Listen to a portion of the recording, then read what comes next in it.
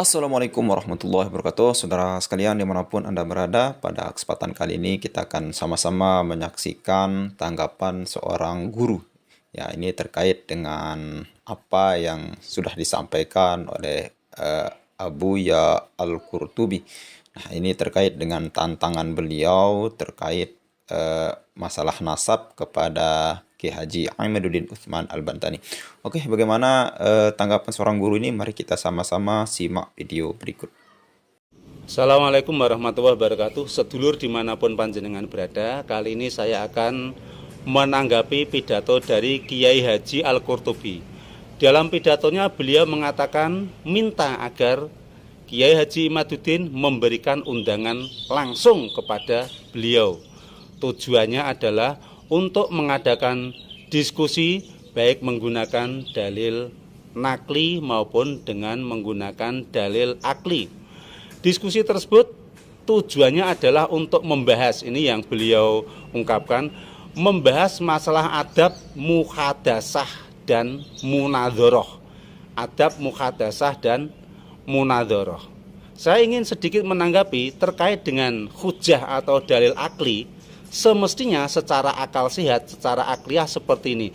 Kalau yang maju itu adalah Kiai Haji Al-Qurtubi dalam menjawab diskusi ini, terus akal sehat kita berbicara, lantas golongan para Habib diminta ngapa? Ketua Robitoh Alawiyah diminta ngapa? Kapan mereka diberi hak, diberi kesempatan untuk menjawab kalau panjenengan yang maju? Pak Kiai Qurtubi, benar enggak? Secara akliyah kan seperti itu. Harusnya secara akliyah panjenengan mendorong beliau-beliau untuk maju untuk memberikan jawaban. Terus tema diskusi sekarang ini adalah bukan adab muhadasah dan adab munadhoroh. Itu cukup dibahas di kalangan santri yang masih mondok saja. Masalah adab muhadasah dan adab munadhoroh cukup dibahas di kalangan santri yang masih berada di pesantren. Tema kali ini adalah masalah nasab, yaitu bagaimana atau di mana mereka tercatat di dalam sebuah kitab nasab, di dalam kitab apa. Itu yang harus dijawab Pak Kiai. Terus haplogrup mereka itu apa? Ini harus jelas. Ini mengacu pada surat Yasin. Al-yauma nahtimu ala afwahim wa tukallimuna aydihim. Ketika mulut sudah tidak bisa bicara, ketika kitab sudah tidak bisa menunjukkan data-datanya, ya ambillah data itu dari tangan atau dari kaki mereka atau dari dalam tubuh mereka. Artinya ambil sampel darah dari anggota tubuh tersebut untuk melacak haplogrupnya apa. Harusnya ngoten Pak Kiai. Terus panjenengan juga mengemukakan sebuah dalil yang bunyinya seperti ini. Al-muhajiru man hajaro manahawahu anhu. Sekali lagi tak ulangi, al-muhajiru man hajaro manahawahu anhu. Terus setelah mengemukakan dalil itu panjenengan bertanya. Orang hijrah adalah orang-orang yang berpindah dari sesuatu yang dilarang oleh Allah Subhanahu wa Ta'ala. Terus panjenengan bertanya, memecah belah apakah termasuk hal yang dilarang oleh Allah atau bukan? Memecah belah termasuk hal yang dilarang oleh Allah atau bukan? Yang memecah belah itu siapa? Enggak ada. Di sini murni kajian masalah ilmu. Harusnya kalau masalah memecah belah panjenengan mengemukakan ayatnya adalah wa'tasimu bihablillahi jami'a wala tafarraqu. Dah itu aja. Itu hadis, itu ayat yang langsung melarang masalah perpecahan atau pecah belah. Nah, terkait dengan manhajaro tadi, mestinya terkait dengan tema ini, pertanyaan yang Anda kemukakan terhadap jamaah panjenengan, harusnya pertanyaannya adalah satu. Mencangkokkan nasab seseorang pada nasab orang lain itu dilarang oleh Allah atau tidak? Tak ulangi, mencangkokkan nasab seseorang kepada nasabnya orang lain itu dilarang oleh Allah atau tidak? Harusnya pertanyaannya seperti itu. Pertanyaan kedua ini lebih fokus lagi. Harusnya seperti ini. mencangkokkan nasab seseorang pada nasabnya Rasulullah itu dilarang atau diperbolehkan? Dilarang atau diperbolehkan? Harusnya gitu. Dilarang atau diperbolehkan? Dilarang kan? Kalau dilarang, ayo kita bersihkan nasabnya Rasulullah SAW dari orang-orang yang mengaku sebagai nasab Rasul, sebagai dzurriyyah Rasul, namun tidak bisa terverifikasi. Harusnya pertanyaannya seperti itu, Pak Kiai Qurtubi.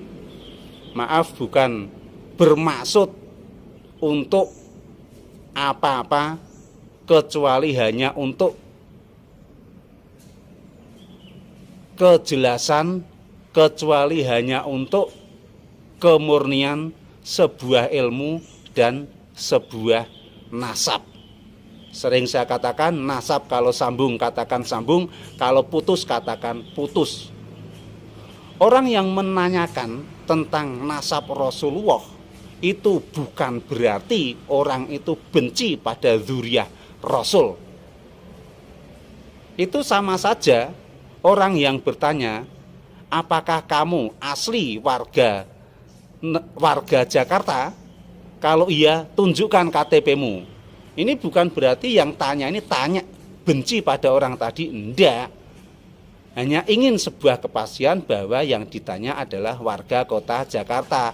Sama saja ketika orang menanyakan apakah seseorang itu nasabnya sambung pada Rasulullah, ini bukan berarti unsurnya adalah unsur kebencian atau bukan, tapi hanya ingin mendapatkan kepastian. Karena kita sudah beratus-ratus tahun diminta percaya secara sepihak bahwa orang tersebut adalah dzurriyyah Rasul tanpa adanya bukti. Nah, ini saatnya menuntut bukti. Matur nuwun Kiai Qurtubi, salam sehat selalu untuk panjenengan, salam waras, salam sehat untuk kita semuanya tanpa terkecuali. Mari kita bersihkan dzurriyyah Rasulullah SAW dari orang-orang yang mengaku dzurriyyah Rasul tapi sebenarnya adalah bukan. Motifnya bukan kebencian, bukan, sama sekali bukan kebencian, bukan. Tapi motifnya adalah masalah keilmuan murni. Nggak ada kebencian, nggak ada. Umat Islam nggak diajarkan untuk saling benci, enggak. Saya melakukan seperti ini juga tidak ada unsur benci sedikit pun pada dzurriyyah Rasul, itu nggak ada. Matur nuwun, wassalamualaikum warahmatullahi wabarakatuh. Oke, saudara sekalian, luar biasa sekali, singkat, padat, dan jelas apa yang sudah disampaikan oleh seorang guru ini. Ini tentunya di dalam menanggapi dan memberi masukan ya kepada Abu Al-Qurtubi, bukan maksud untuk menggurui, bukan maksud untuk mengajar ya, tapi sebagai masukan saja. Jadi ada beberapa hal yang beliau sampaikan yang sangat penting untuk kita bahas pada kesempatan kali ini. Yang pertama, kalau Abu Al-Qurtubi yang maju, lalu Robito Alweh itu sebagai apa gitu. Nah, ini merupakan pertanyaan sederhana, namun kalau memang benar-benar pihak Robito Alawiyah menganalisis perkataan ini, apakah tidak malu gitu.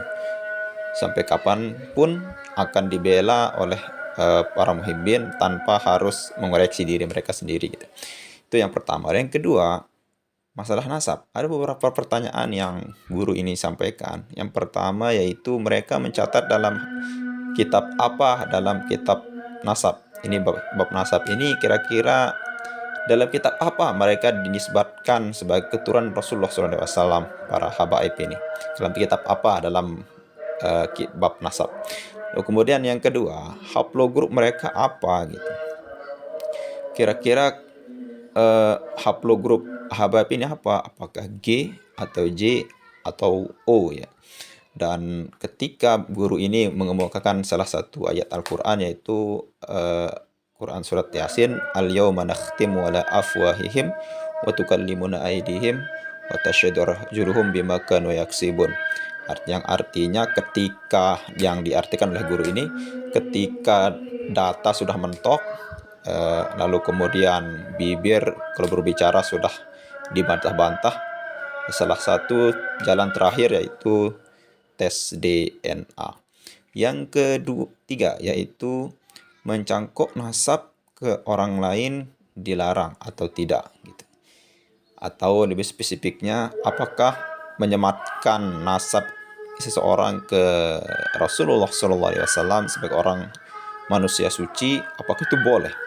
Nah, seharusnya ketika Al-Qurtubi menyampaikan sanggahan beliau atau tantangan beliau ketika itu, harusnya bertanya seperti itu, bukan memecah belah seperti yang disampaikan oleh guru ini. Yang dipecah belah itu siapa gitu, yang memecah belah itu siapa? Ini murni kajian ilmiah, kata beliau. Nah, ini mungkin analisis seorang guru ya. Lalu kemudian yang terakhir yaitu pertanyaannya, apakah kamu warga kota Jakarta? Ini sebuah analogi ya. Kita mempertanyakan habaib itu bukan kita benci sama dia. Sama saja dengan kita orang Indonesia atau warga Jakarta misalkan, ketika kita ditanya kamu orang Jakarta, lalu kemudian ketika kita dimintai bukti KTP-nya mana bahwa kamu adalah orang Jakarta gitu, kita lihat KTP-nya, kita teliti, oh ini memang dia warga Jakarta. Sama dia dengan habaib, ketika dia mengaku sebagai zuriyah Rasulullah SAW, kita tanya, kira-kira kamu keturunan siapa, dari mana? Lalu kemudian disebutkan rentet-rentet, maka di sana diteliti oleh Kiai Haji Ahmad Usman Al-Bantani, oh ini bukan keturunan Rasul. Bahwa Kiai Haji Ahmad itu berkesimpulan dengan terputusnya Ubaidillah itu bukan anak Muhammad Isa Al-Muhajir. Nah, inilah sumber masalah yang terjadi ketika Ubaidillah ini bukan anak Ahmad Isa Al-Muhajir. Lalu kemudian di sana terjadi kesimpulan bahwa salah satu nenek moyang daripada yang diklaim oleh klan Ba'alawi ini adalah Ubaidillah, yang jelas-jelas menurut penelitian Kiai Jamaluddin bukan daripada salah satu anak Muhammad Isa Al-Muhajir. Mungkin hanya itu saja yang dapat kita sampaikan. Sekian, assalamualaikum warahmatullahi wabarakatuh.